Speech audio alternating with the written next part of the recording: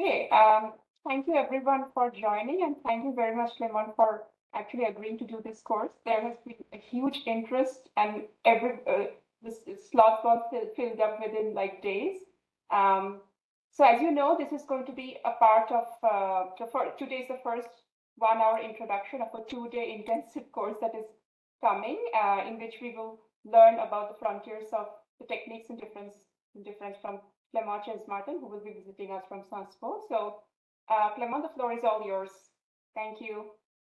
Thanks a lot, Devaki. Thanks for the invitation. I'm very happy to teach this class, where we are going to be using as supporting material this textbook that Xavier and I are preparing for Princeton University Press, entitled Credible Answers to Hard Questions, Differences in Differences for Natural Experiments. So the textbook is not complete, but actually this class was a great commitment device to complete it further, and we've made great progress on chapters 5 and 6. So in terms of what we're going to be covering, today we are going to quickly go over chapters 2 and 3. So chapter 2 is just, the notation and assumptions we're going to be using throughout. Chapter 3 is standard definitive designs that most of you are already familiar with, but we're going still to do a quick review today. And then we are going to review in depth chapters 5 and 6. Chapter 5 is about designs with a binary treatment, but where you have variation in treatment timing, which is, with some areas, some regions starting to receive the treatment earlier than other regions or locations. And that's, of course, a topic that has received tremendous attention recently.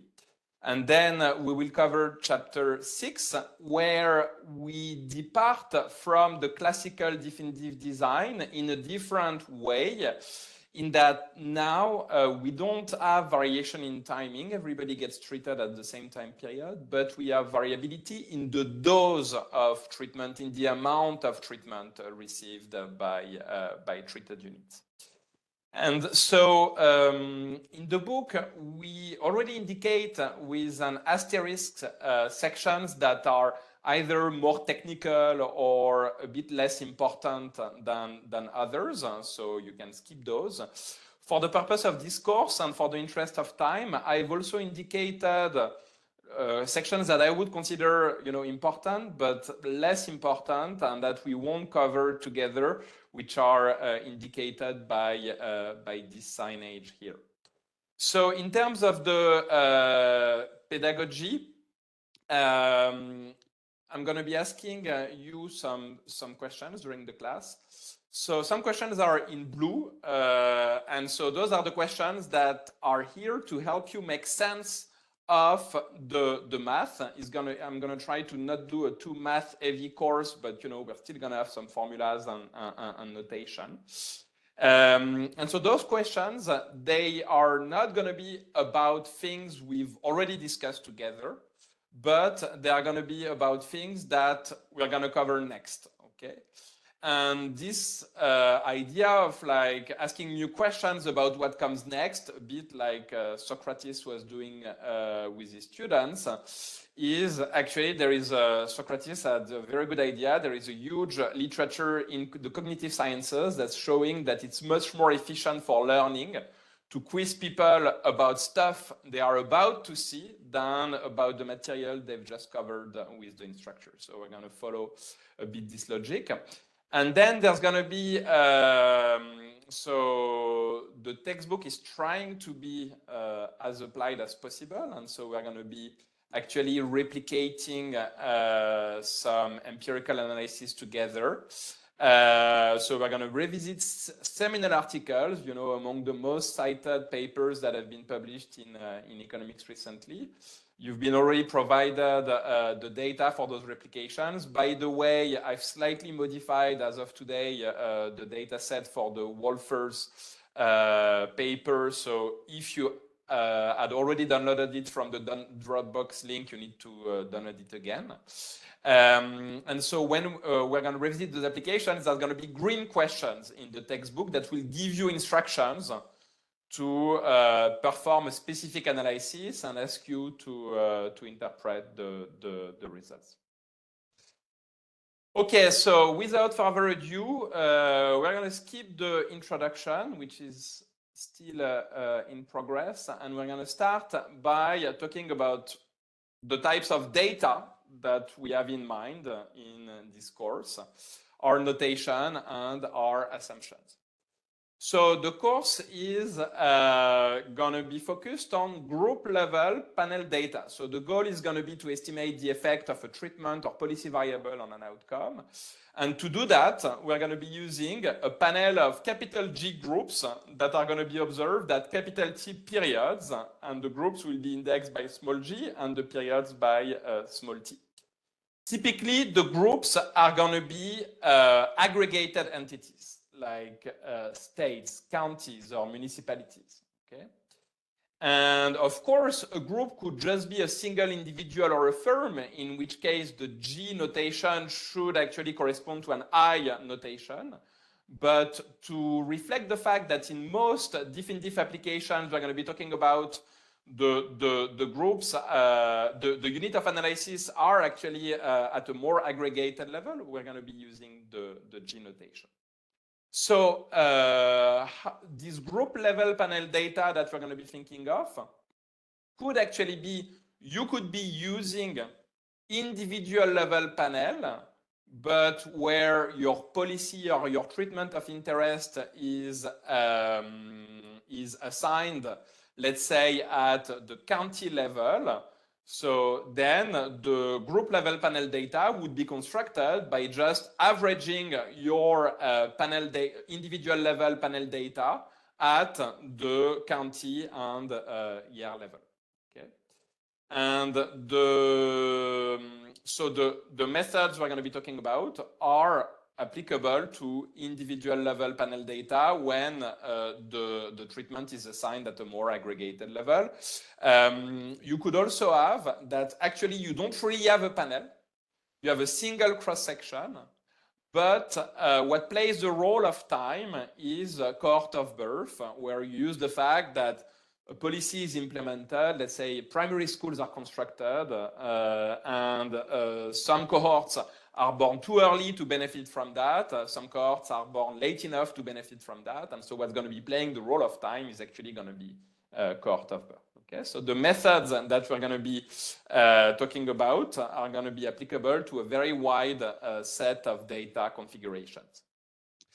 So to simplify, we're going to consider estimators that are not going to be weighted by NGT, the population of cell GT. Okay, of course, in, let's say, a state level analysis in the US, you may want to reflect the fact that California is much more populated than, let's say, New Hampshire, and weight your estimators by state population. So all of what we're going to be discussing would extend almost mechanically to weighted estimators. It's just to alleviate a bit the notation that we consider unweighted estimators, and we might. So in chapter 5, we're going to be talking just a little bit about weighting. Similarly, we're going to assume that the group level panel dataset is balanced. So that would be an extremely strong and unrealistic assumption if we were considering individual level panel. We know that individuals leave and enter panels very often. When the panel is like, state level panel data, that's a more realistic assumption, like new US states don't get created every day. Now it turns out that in some of the applications we revisited for this book, when people use historical level panel data set, Like, for instance, in the 19th century, you have new counties in the US that get created or that disappear. So those group level panels are not necessarily balanced. Again, this is mostly to reduce notational complexity that we assume a balanced panel, and we discuss in the sections that I'm highlighting here, the consequences of having an imbalanced panel.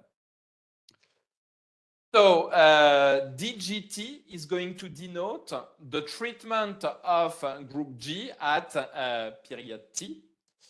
The bold DG is going to denote the full sequence of treatments of group G from period 1 to T.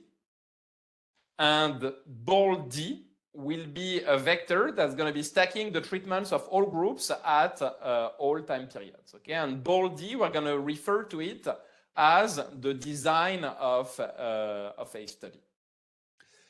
So we're going to have a potential outcome framework, and for now, I'm not going to be making any assumption. I'm going to assume that the outcome of group G at time T might depend on the full sequence of treatments of all groups at all periods. Okay, so of course, very quickly, I'm going to start imposing some assumptions, because if we were to consider such a general potential outcome model, there would not be much we would be able to say. But for now, I'm not making any assumptions. So this model at this stage allows for spillover effects. The outcome of group G could depend on the treatments of other groups. And it also allows for anticipatory effects. My outcome at time T could depend on my future treatments. And it allows for dynamic effects, because my outcome at time T could depend on my past treatments. So now let's precisely start by restricting a lot this potential outcome model. So the first assumption that we're going to be making almost throughout this textbook is going to be the famous SUDVA, stable unit treatment value assumption, which rules out spillover effects. Okay, so we're going to assume that the outcome of group G at time T only depends on its own treatments, not on the treatment of other locations. So this assumption is a strong assumption that could fail if you have, for instance, spatial spillovers. For instance, you have a policy that's targeted to some locations, but the effect of the treatment spills over onto the neighboring locations. That would make this assumption fail. Now, the issue with that assumption is that very few papers at this stage have attempted to relax it in the context of diff-in-diff models.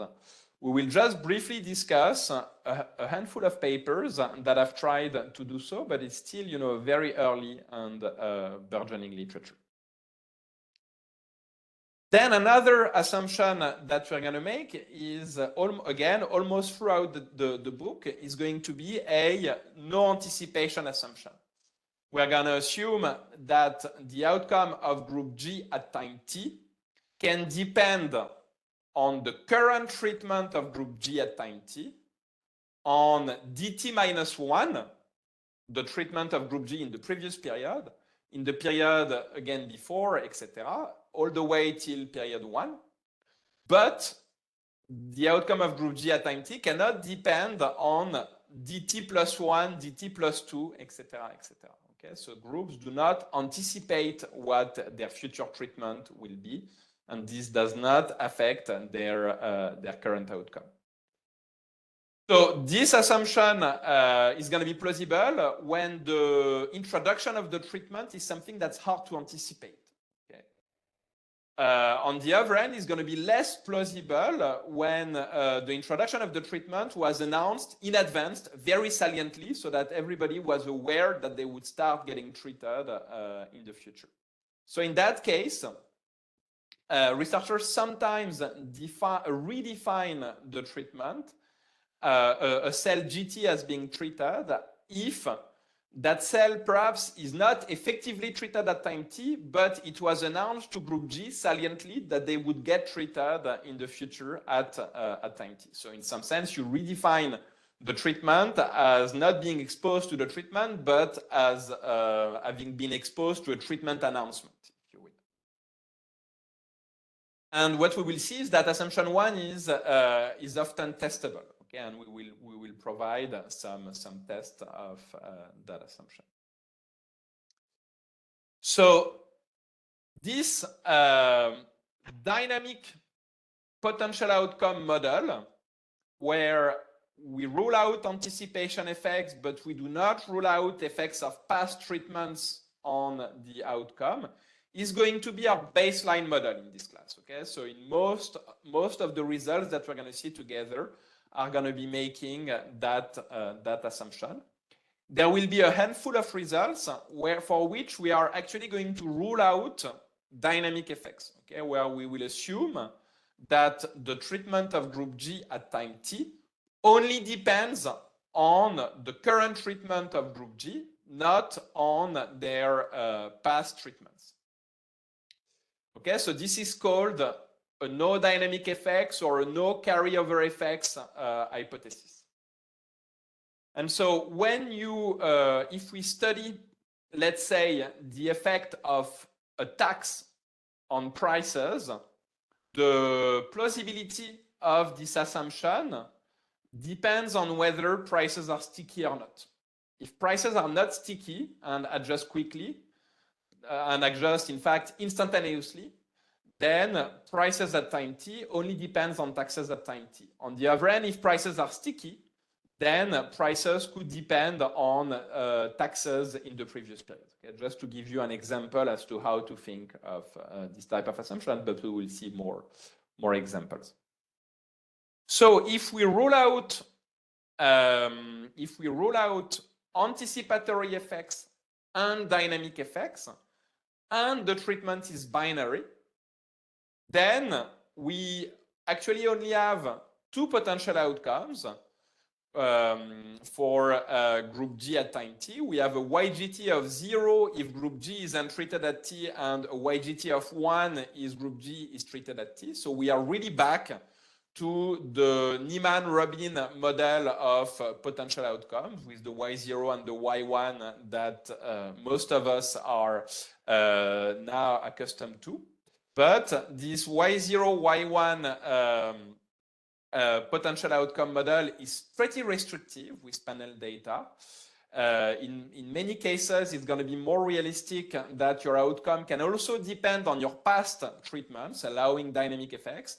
And this dynamic potential outcome model was introduced by Robbins in 1986, and that's going to be the baseline potential outcome model we're going to be using. So, so those assumptions we've been discussing so far, you can think of them as exclusion restrictions. So ex ante, potential outcomes can depend on big G times big T arguments, the treatments of all groups at all time periods. And so what we are doing with this series of assumptions we've been discussing is saying that actually some of those arguments don't matter. And that finally leads us to our baseline potential outcome model, where potential outcomes depend on small t arguments rather than depending on big G times big T arguments. Okay. Now we're going to introduce a different type of assumption, which is going to be a parallel trends assumption. So first, very importantly, a notation, we're going to define by ball 0t a vector of t zeros. So then with that notation, YGT of bold 0t, that stands for YGT of 0, 0, 0 t times. Okay? So that's the outcome of group G at time t if group G is untreated at t, but also untreated at t minus 1, at t minus 2, etc., all the way till the start of the panel. So we're going to call this potential outcome the never treated outcome of group G at t. So that's the counterfactual outcome that group G would have obtained at period t if they had remained untreated throughout, if they had never been treated. And so our main parallel trends assumption is going to be a parallel trend assumption for the never treated outcome. So we're going to assume that for every t, the evolution of the expected outcome of group G from t minus 1 to t under a counterfactual of being never treated is actually the same for every group. Okay? So we require that every group has the same expected evolution of their never treated potential outcome. And that's a parallel trend assumption that was, for instance, considered by Callaway Santana and by Sudan Abraham, two papers that we're going to discuss later. So if, to bring this back to assumptions that perhaps you are all more familiar with, it's interesting to notice that if we rule out dynamic treatment effects, if we assume that only your current treatment is important to determine your outcome, then this never treated potential outcome just becomes your standard Y0 in the Rabin model of potential outcomes. And then we are just assuming that the evolution of Y0 from t minus 1 to t is the same for every group, which is the standard parallel trend assumption in classical diff-in-diff models. For instance, if you were to look at the canonical diff-in-diff paper by Abadi in 2005, that's exactly, this is really the statement of the parallel trend assumption you would find. So this assumption here is just a generalization of the standard parallel trend assumption when we allow for dynamic effects. So importantly, parallel trend assumptions are testable, okay? And that's something that we will show in the following chapters. Now, here in this paragraph, we actually show that there is an equivalence between making a parallel trends assumption and assuming an additively separable model, a two-way fixed effects model for the mean outcome without treatment of group G at time t. So there is actually an if and only if relationship between assuming parallel trends and assuming that the mean outcome without treatment of group G at time t is the sum of a group fixed effects and a time fixed effects, okay? Which starts giving us an intuition as to why researchers have often been estimating two-way fixed effects regressions when to estimate diff-in-diff models.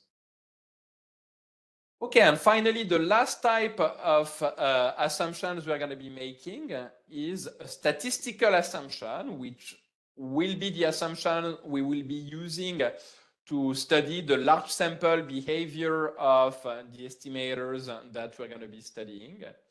We're going to be assuming that the potential outcomes of different groups are independent. Okay, so we're going to assume that the potential outcomes, let's say in a state level analysis, we're going to assume that the potential outcomes of California and Michigan are independent. But we allow for serial correlation of the potential outcomes of California over time. So the potential outcomes of California at period 1, at period 2, at period 3 could be correlated. Okay? But we assume that California and Michigan are independent. So this type of assumption is ruling out one very important source of statistical uncertainty, which are common shocks, and especially like macro shocks, shocks that affect every state. Okay? Of course, we are not claiming when we make this assumption that this type of shocks do not exist. But implicitly, when we make this assumption, what we are saying is that common shocks that create correlations between the potential outcomes of different groups are being conditioned upon in our analysis. And this means that the causal effects that we are going to be considering are going to be conditional on those shocks, and the variance estimators we're going to consider do not account for the variability in the estimators that would arise from drawing different realizations of the common shocks. And so there is a large literature that tries to allow for spatial correlations between the outcomes of groups that are located close to each other, but we are not going to review this literature in this class. Okay, so a brief review of designs with a binary treatment and no variation in timing. Okay, so the classical definitive design. So a classical definitive design is a design where the treatment is binary. You have pre-periods where no one is treated.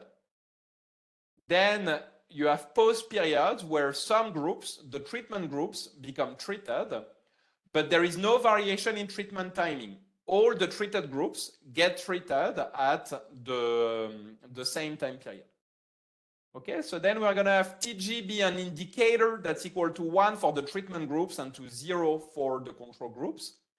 F is going to denote the first date at which the treated groups are treated, which is not indexed by G to reflect the fact that all treated groups start getting treated at the same date.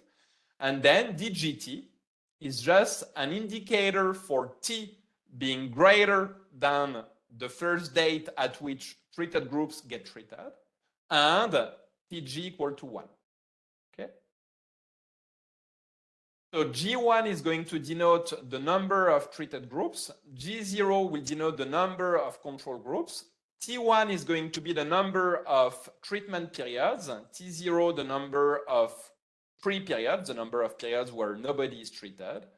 And N1, which is just G1 times T1, will be the number of treated GT cells.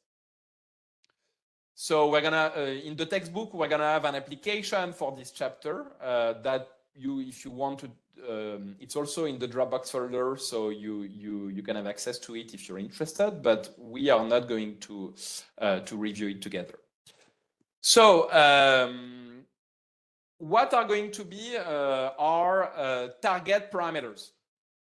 So we're going to have various, we can define various treatment effect parameters that we might be interested in. So the first type of target parameters are going to be GT-specific effects, okay? Effects for a specific state year cell, for instance. Treatment effect for California in 1975.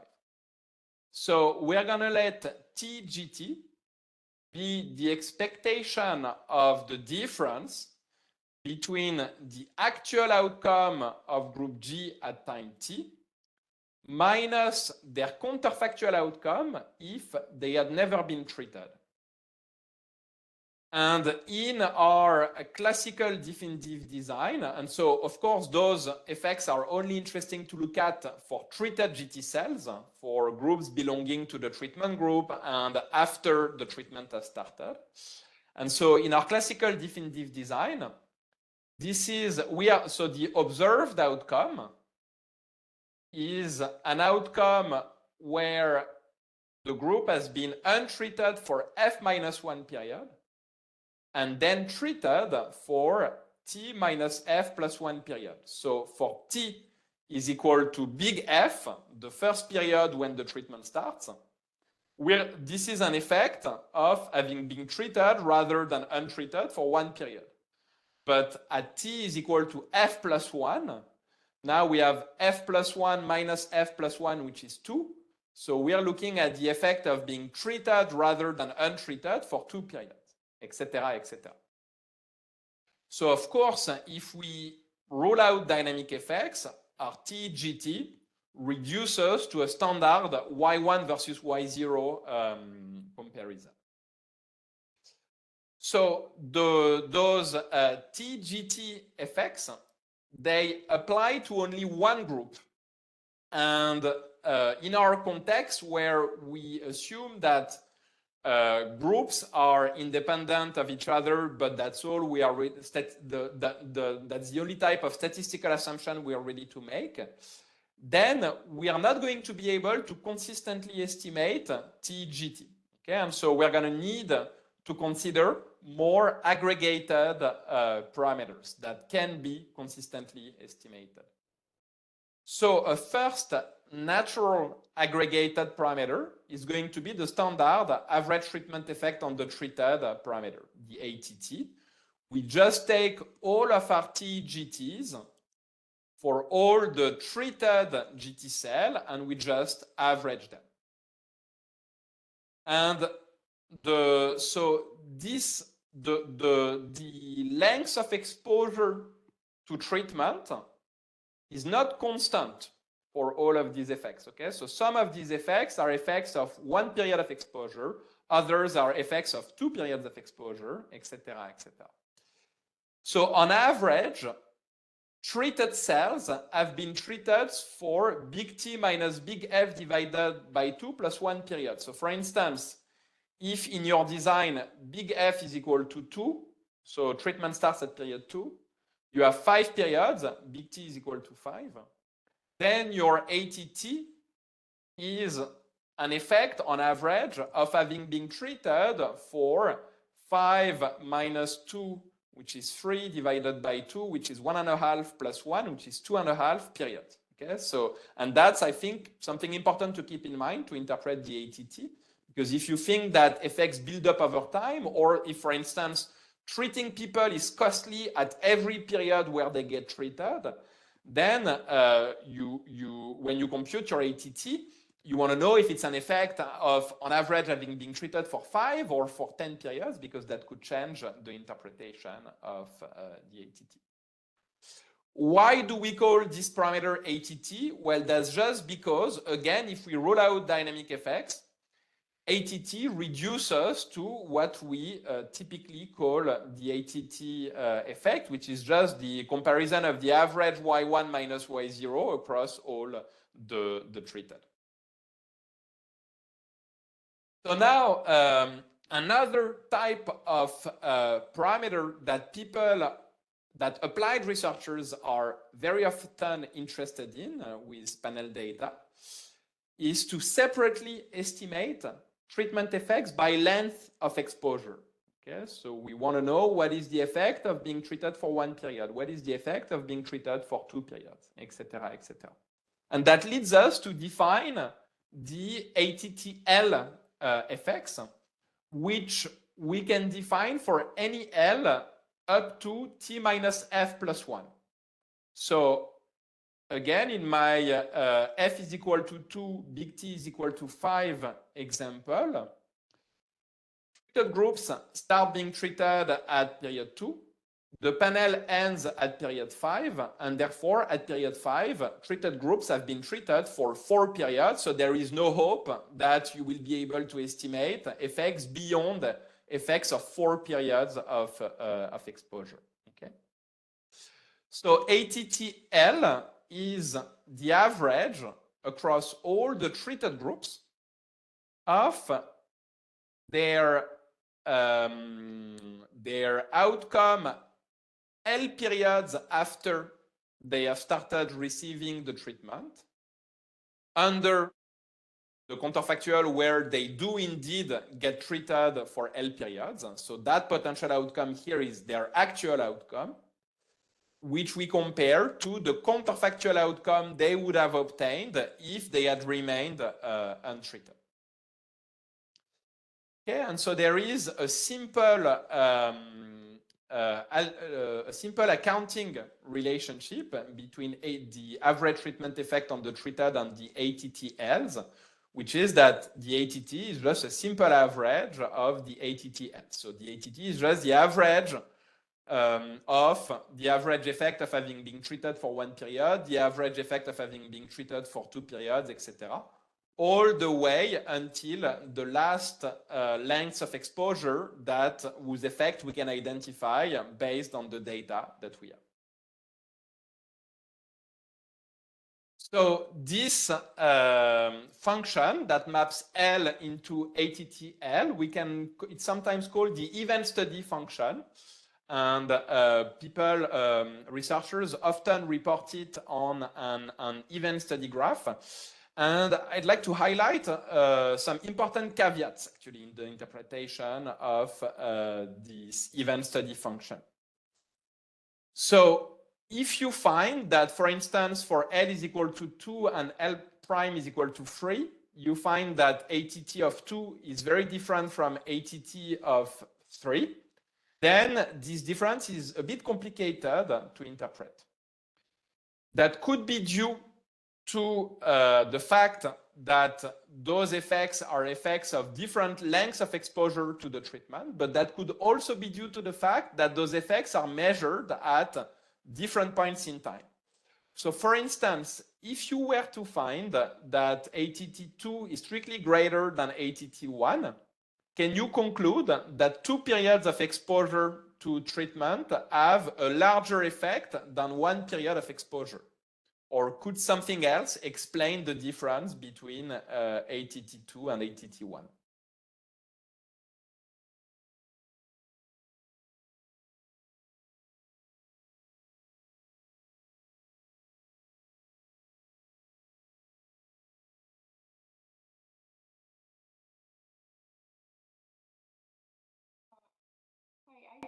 Are you guys able to hear Clément? I lost him, so I'm not sure if it's just me or everyone.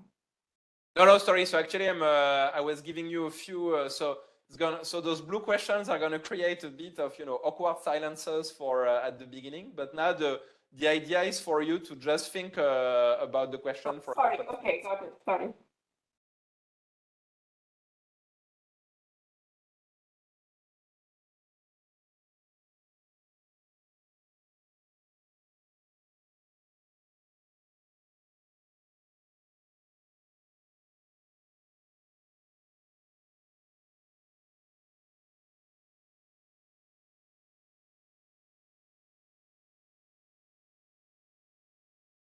So let's think of my, f is equal to 2 and t is equal to 5 example.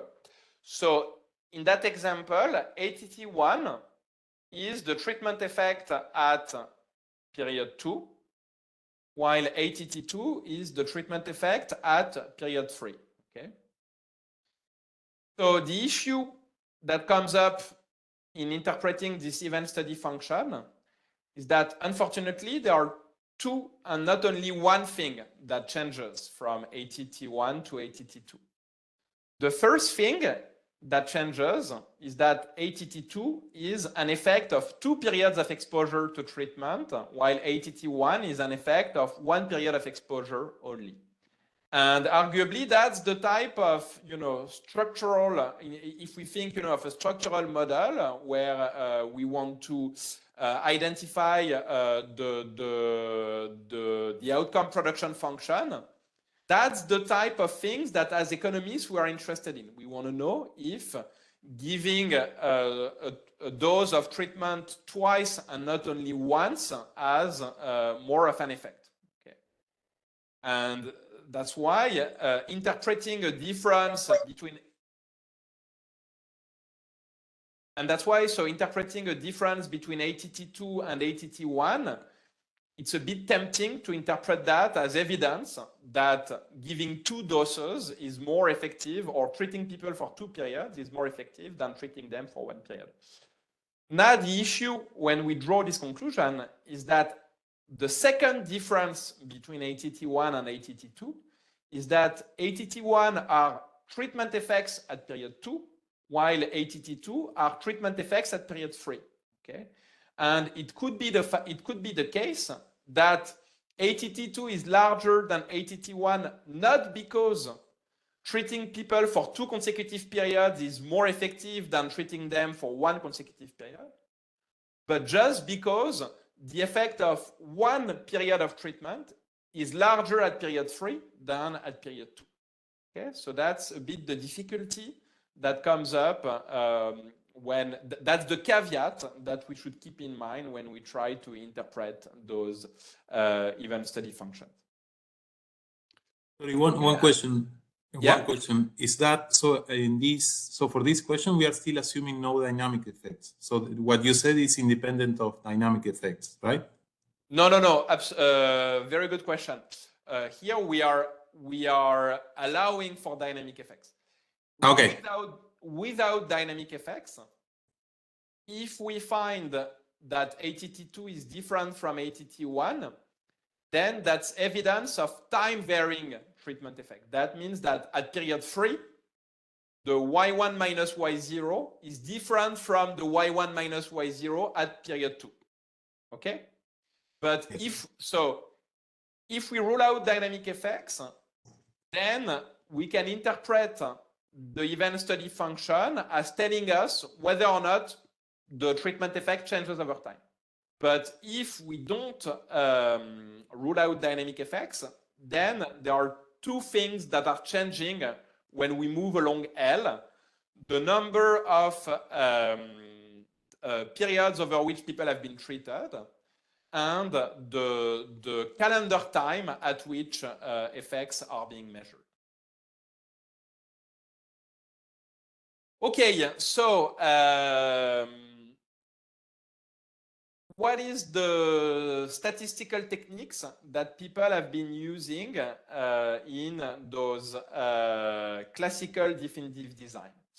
So very commonly, people have been estimating regressions of the outcome of group G at time t on a set of group fixed effects, some time fixed effects, and the treatment of group G at time t. Okay, and I'm going to refer to beta at Fe, the coefficient in front of DGT, as the two-way fixed effects estimator, TWFE. So I'm hearing complaints by a lot of applied researchers who say now the issue is with this literature that you guys have started is that you've not been sufficiently clear on the fact that there are instances where it's okay to run two-way fixed effects regressions. And now I have a classical definitive design with a binary treatment, no variation in treatment timing, and my referees are still very confused and asking me to run all of the new heterogeneity robust estimators. So in this textbook, we want to make it clear that in classical definitive design, it's absolutely fine to run a two-way fixed effects regression. And that's because you can actually show that in those designs, the two-way fixed effect estimator is just a simple definitive that's comparing the outcome evolution from before treatment, t strictly lower than f, to after treatment, t greater than f, between the treatment groups, tg is equal to 1, and the control groups, tg is equal to 0. And as has been well known for a very, very, very long time, under a parallel trends assumption and a no anticipation assumption, sorry, so under assumptions 1 and 3, no anticipation and parallel trends, we have that beta at Fe is unbiased for the average treatment effect on the treated. And that is true even if treatment effects are completely heterogeneous between groups and over time. So in a classical definitive design, there is no need to resort to the heterogeneity robust definitive estimators because the two-way fixed effect estimator is unbiased for a well-defined causal effect, the ATT, just under no anticipation and parallel trend.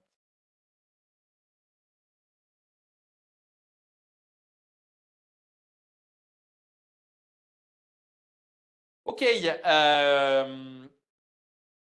so we had defined two target parameters, ATT and the event study effects ATTL. So now we know how to estimate ATT in a standard design. Let's turn to ATTL.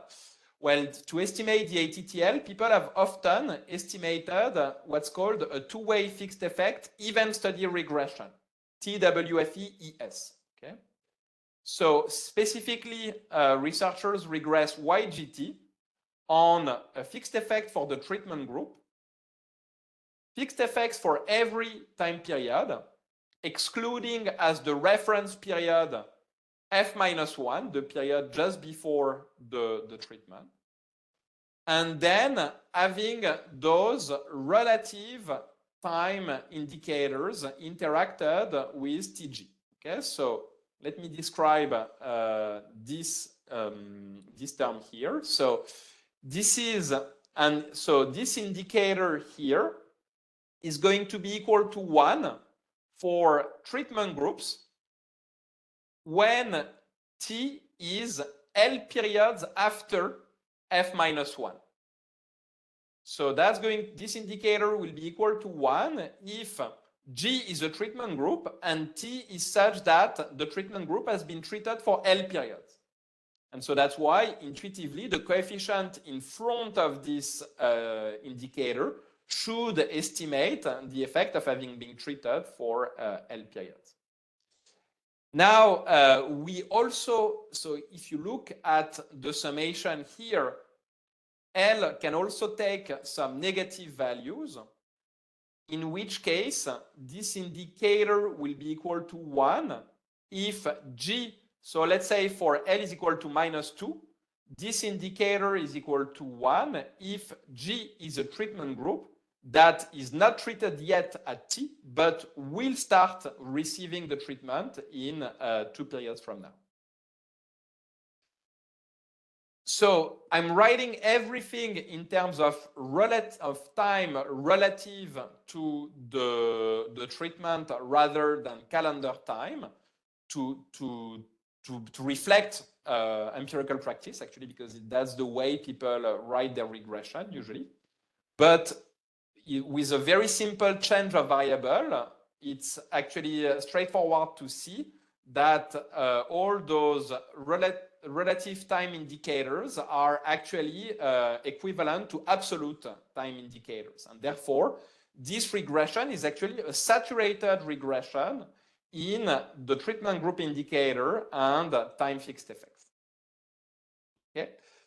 And so people often plot the coefficient on those relative time indicators on an event study graph, where the period just before the treatment starts is the reference period, which, and that's going to be a major departure from standard practice. We are going to call the reference period 0. In most applied papers, it's being called -1. I personally don't like that because then you have this asymmetry between the effects that start at 0 and the placebos that start at -2. So we're gonna start at 0, and the first effect will be at 1, and the first placebo will be at -1. So it's a very minor departure from standard practice. So because the regression is saturated in the treatment group indicator and the time fixed effects, it's actually possible to show that those beta L coefficients are simple diffs in diffs that compare the long difference outcome evolution from F-1 to F-1 plus L in the treatment group and in the control group. So for positive values of L, we are comparing the outcome evolution of treated and control groups after the treatment.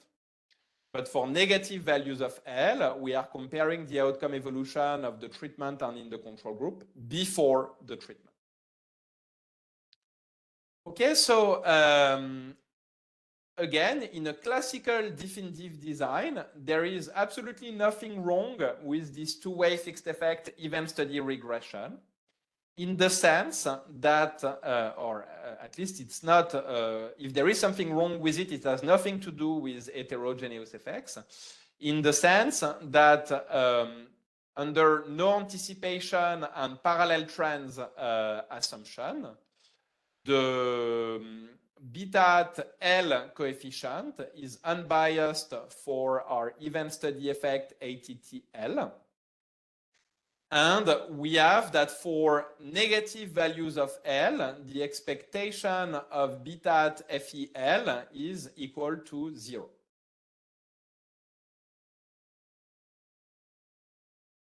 So based on this result that we have just seen, how can we test the no anticipation and parallel trends assumptions?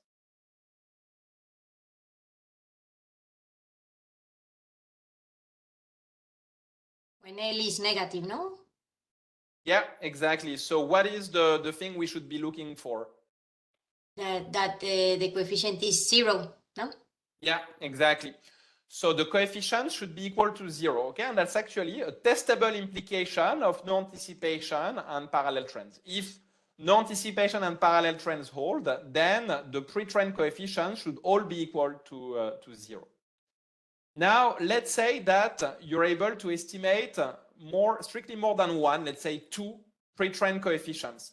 If the way you do the test is you'll say, okay, I'm going to reject no anticipation and parallel trends if one of my 2 t-stats on the pre-trend coefficients is greater than 196. Is it going to be a valid way of testing no anticipation and parallel trends?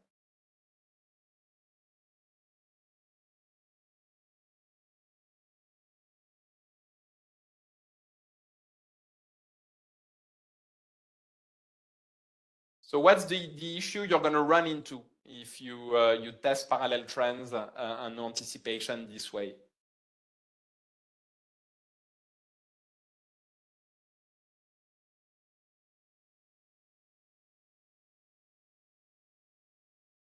Multiple testing. Yeah, exactly. You're going to face a multiple testing problem. Okay. So in a more extreme scenario, let's say you have 50 pre-treatment periods. Let's say you have 20 pre-treatment periods. Then, by the definition of type 1 error, even if parallel trends and no anticipation hold, just because of type 1 error, in expectation, you're going to reject 1 out of 20 of the pre-trends test. Okay. So what can you do to avoid this multiple testing problem?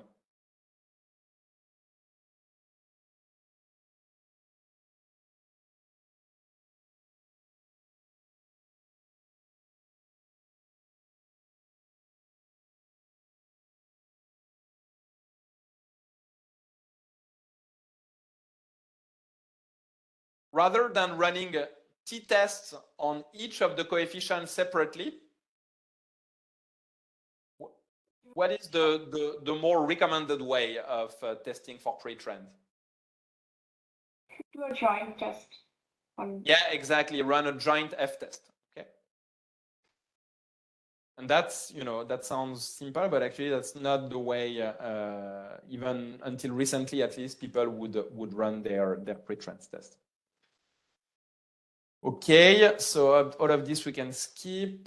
Okay, so all of this we can skip, even though I'm flagging this section because if you have a definitive setup where the number of treated and control groups are small, so that you worry that your standard confidence intervals may not be reliable, then you want to check this section. And if you want to know how large your number of treated and control groups should be for asymptotic inference to be reliable, we also give some guidance on that here. Okay, so oops, skipping.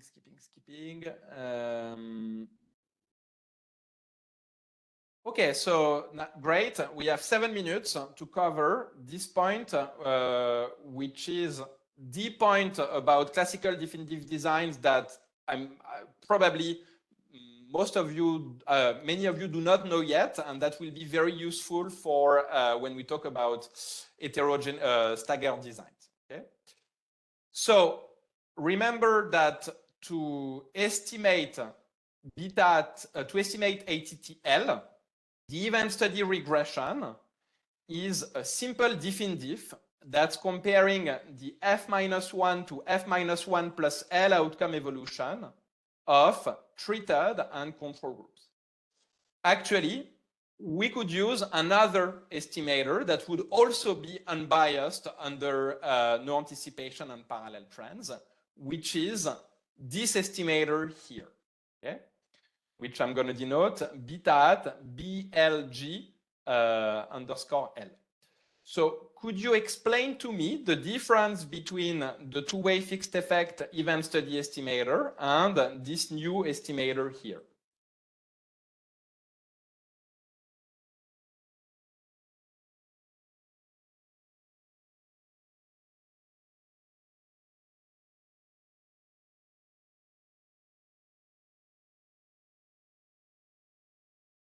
Is it something to do with the heterogeneity of the treatment effect, that if there is heterogeneity in some cases, we can get negative weighting?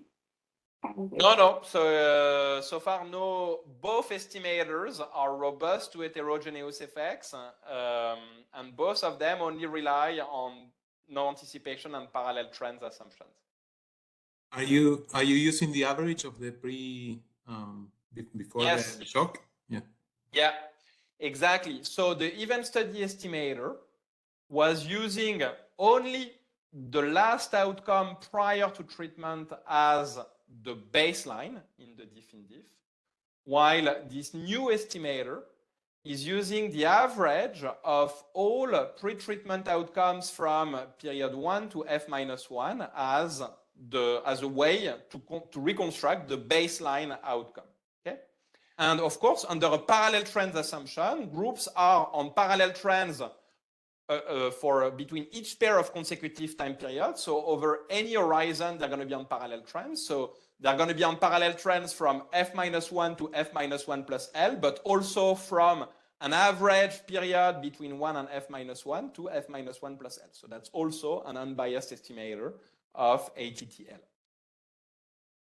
So the event study estimator could be obtained from a two-way fixed effect event study regression with period F-1 as the omitted reference period, and that's why the baseline was the outcome at F-1, okay, instead of the average here.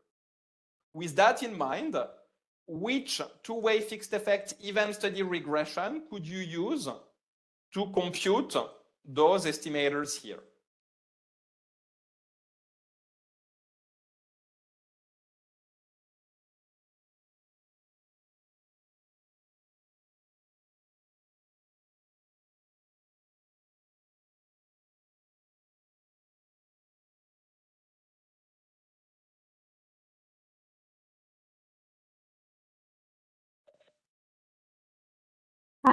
Hi, actually, I don't have an answer, but I actually have a question about Yes. something you just said. So when you say this this is an alternative estimator for ATT, the actual value of the numeric value of the estimator is going to be different in this case versus the more classic one, right? Yeah. Okay, they're just Absolutely. both unbiased. So both estimators are going to be unbiased for ATTL, but they're going to take different numerical values. Exactly. Okay, thank you. And we're going to, yeah. Okay, so to make sure that my two-way fixed effect event study estimator takes F-1 as the baseline, I'm excluding F-1. F-1 is my reference category. I don't put year fixed effects for year F-1.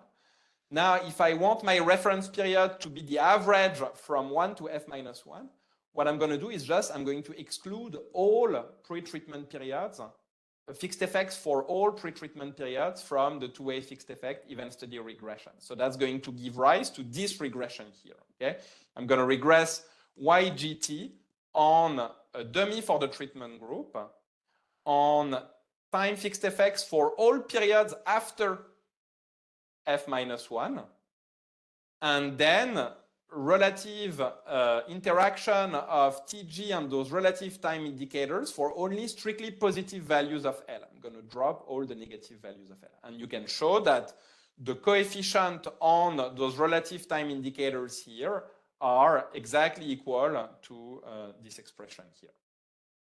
Can I ask you a question? Yeah, absolutely. Yeah. So if you want to plot the coefficients for the pre-treatment, is it possible? So if you leave all them out, you cannot plot them, right? Because it will be like a flat line at 0.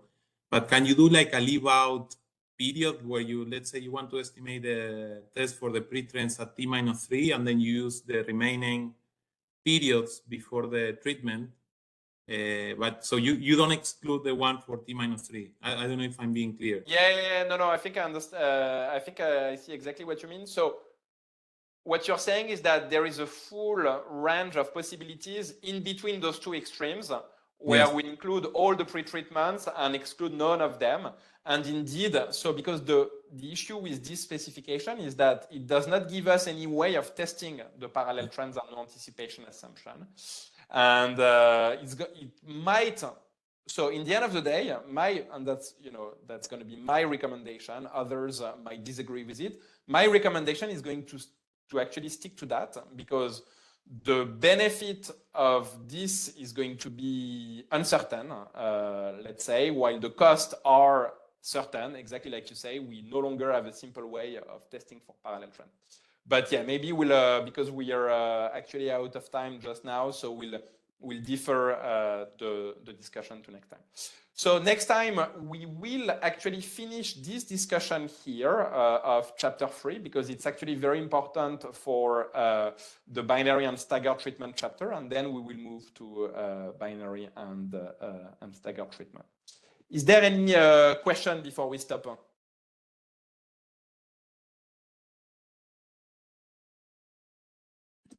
Yes.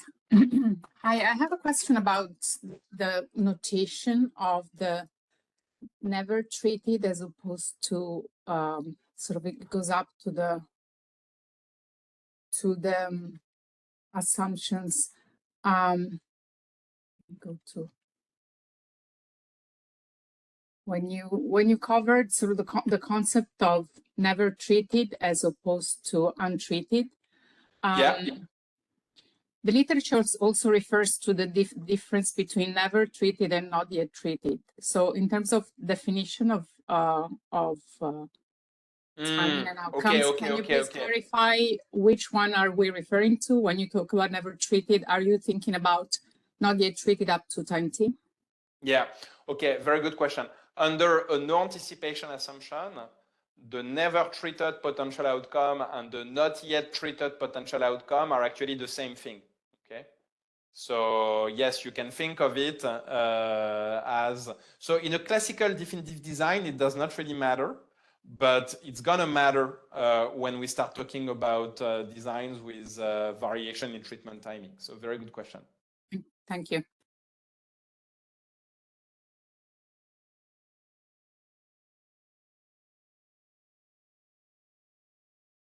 Any other question?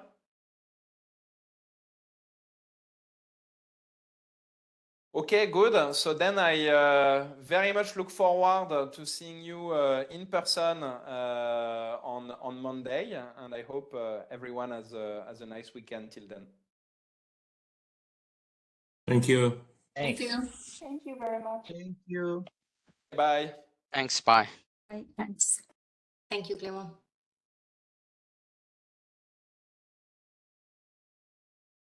Okay.